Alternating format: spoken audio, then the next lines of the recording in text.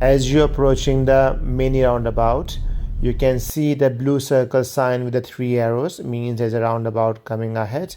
You can also see the triangle sign that is also letting you know that is a give way there. You have the give way lanes painted on the floor as well. As you're approaching the roundabout, the one lane will become two. So if you would like to go ahead or follow the road ahead, or if you're going straight ahead, first exit.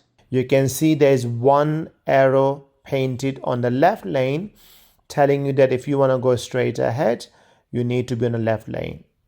You can also see the right arrow on the right lane, which is formed the second lane on your right. That is for the right turning if you are taking the second exit to your right.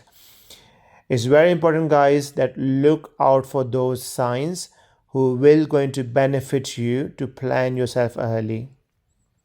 As always, please make sure that when you're approaching the roundabout or any junction, your speed need to be 15 miles per hour or less, and make sure that start looking to your right and ahead early, so you have to give way if there's any car coming from your right.